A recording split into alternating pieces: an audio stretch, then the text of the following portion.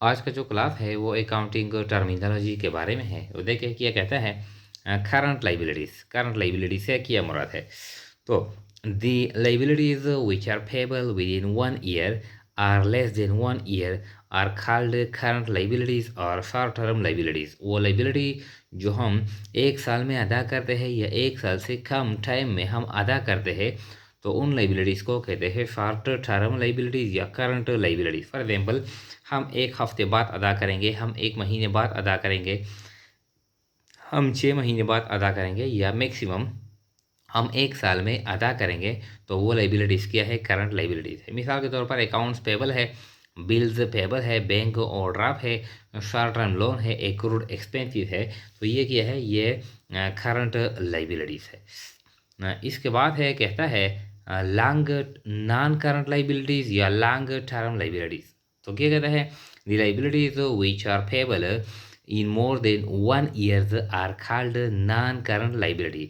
वो लाइबिलिटी यानी जिनकी हम पेमेंट करते हैं 1 से ज़्यादा सालों में, तो उन लाइबिलिटीज़ को कहते हैं नॉन करंट लाइबिलिटी या लॉन्ग टर्म लाइबिलिटी। यानी 1 साल में हम पेमेंट नहीं करते, हम 5 साल बाद पेमेंट करेंगे, हम 10 साल बाद पेमेंट करेंगे, हम 20 साल बाद पेमेंट करेंगे, 25 साल बाद पेमेंट करेंगे, यानी 1 साल में हम ये पेमेंट नहीं करते। या वो लाइबिलिटीज़ जो करंट लाइबिलिटी ना हो, तो उन लाइबिलिटी को कहते हैं लॉन्ग टर्म लाइबिलिटी। यानी वो लाइबिलिटी जो हम 1 साल में अदा करते हैं उनको कहते हैं करंट लाइबिलिटी या शॉर्ट टर्म लाइबिलिटी।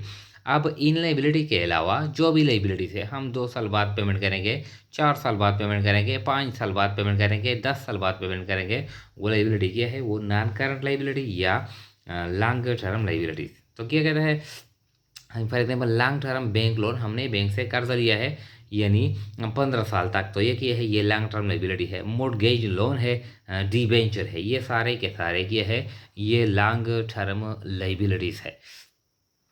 फिर कहता है डिस्काउंट। डिस्काउंट से क्या मुराद है, the concession given by the seller to the buyer is called discount. वो यानी जो रियायत दी जाती है, यानी सेलर के ज़रिए जो फरोख्त करने वाले हैं अपने कस्टमर को, बायर को कुछ पैसे जब सेलर छोड़ता है, रियायत करता है, तो इस अमाउंट को कहते हैं यानी डिस्काउंट। और इसके दो टाइप है, ट्रेड डिस्काउंट है और कैश डिस्काउंट है। ये हम बाद में यानी एक्सप्लेन करेंगे।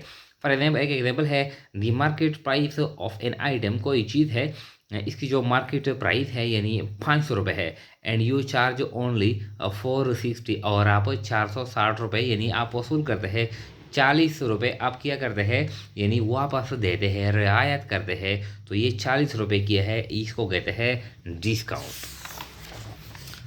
फिर कहता है यानी bad dates.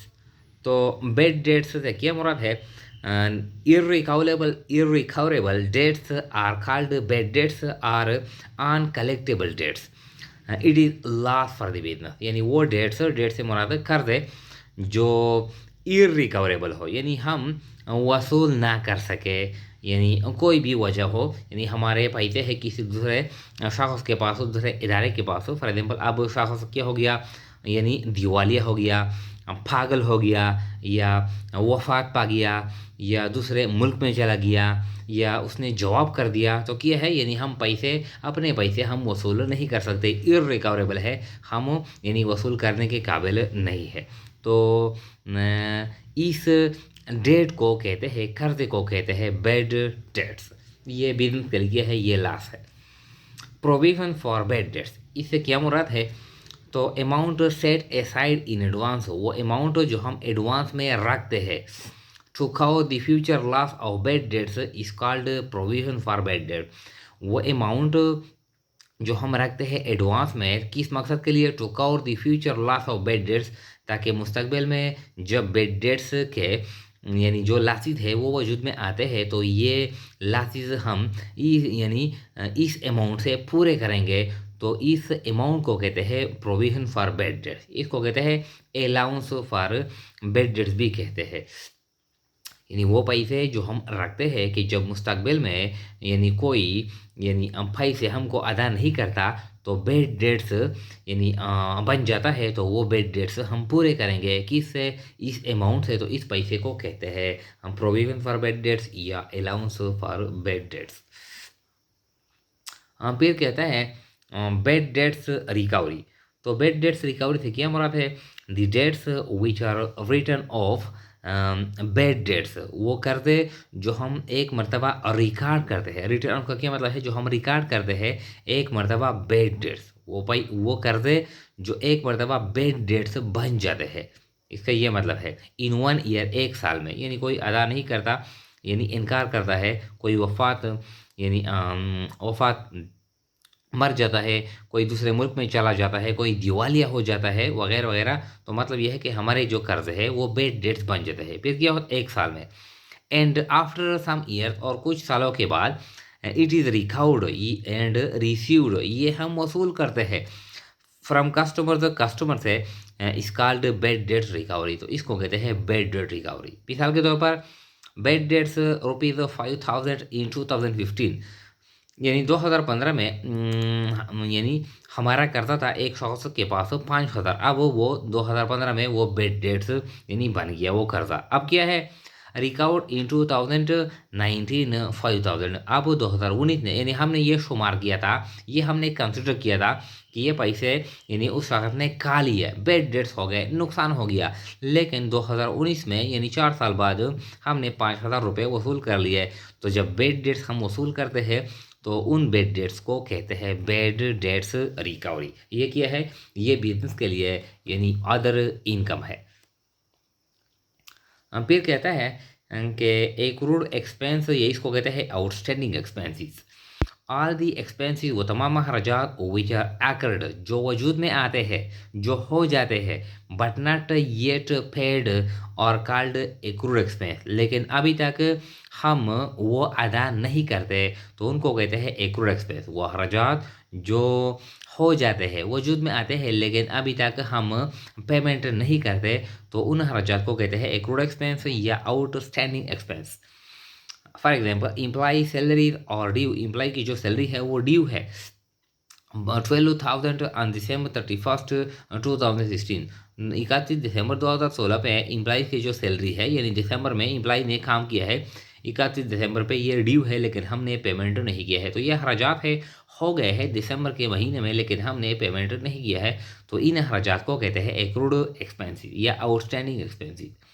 Electricity bill ₹5,000 due on December 31st is due, यानी दिसंबर 31 पे बिजली का जो बिल है वो आया है, यानी हमने पेमेंट नहीं किया है। तो ये किया है, ये इसको कहते हैं एक्रूड एक्सपेंसेस। वो अखराजात जो हो जाते हैं लेकिन हम पेमेंट नहीं करते, हम बाद में पेमेंट करेंगे, तो इसको कहते हैं एक्रूड एक्सपेंसेस या आउटस्टैंडिंग एक्सपेंसेस।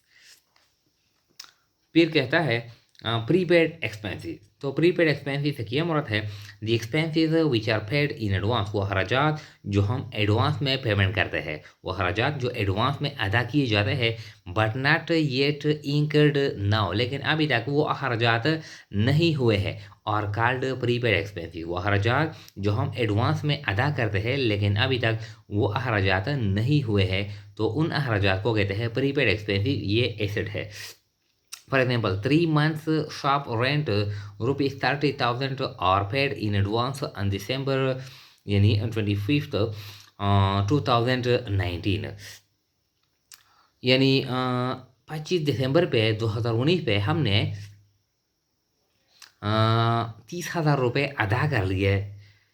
तो अब किया है, ये हमने एडवांस में अदा कर लिए 3 महीने के लिए।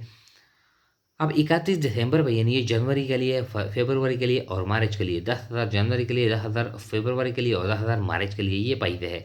अब 31 दिसंबर पे ये अखराजात नहीं हुए हैं, ये अखराजात हम यानी जब शॉप इस्तेमाल करेंगे जनवरी में, फरवरी में, मार्च में, तो ये 30,000 रुपये यानी अखराजात होंगे। अभी तक ये अखराजात नहीं हुए हैं, हमने एडवांस में पेमेंट किया है दिसंबर 25 पे। अब दिसंबर 31 पे ये अखराजात किया है, ये प्रीपेड एक्सपेंसेस है, तो इनको कहते हैं प्रीपेड एक्सपेंसेस। वो अखराजात जो हम एडवांस में पेमेंट करते हैं लेकिन अभी तक अखराजात नहीं होते, तो इनको कहते हैं प्रीपेड एक्सपेंसेस। ये बिजनेस के लिए एसेट है।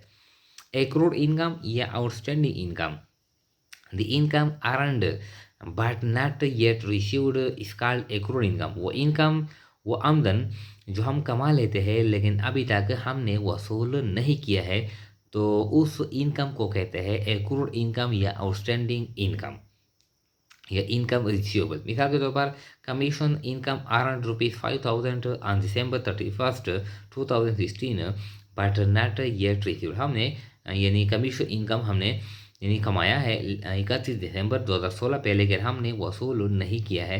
तो ये जो कमीशन इनकम है यानी 5,000, ये क्या है, ये एक्रूड इनकम है, ये आउटस्टैंडिंग इनकम, ये बिजनेस के लिए एसेट है।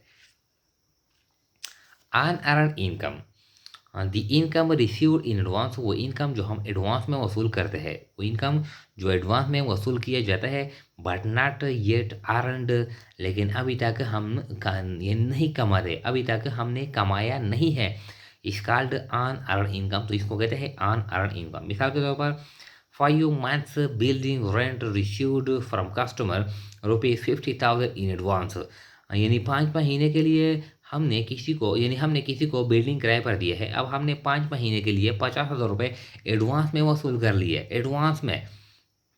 तो ये किया है बट नॉट येट अर्न, अभी तक हमने ये कमाए नहीं है। जब 5 महीने यानी जो कस्टमर है वो जब बिल्डिंग इस्तेमाल करेगा, फिर हम ₹50,000 कमाएंगे। अभी ये कैश हमारे पास है, हमने वसूल किए हैं ₹50,000, लेकिन हमने कमाए नहीं है। तो ऐसा इनकम जो हम एडवांस में वसूल करते हैं लेकिन अभी तक हमने कमाया ना हो, तो उस इनकम को कहते हैं अनअर्न्ड इनकम। ये कारोबार के लिए किया है, बिजनेस के लिए किया है, ये लायबिलिटीज़ है।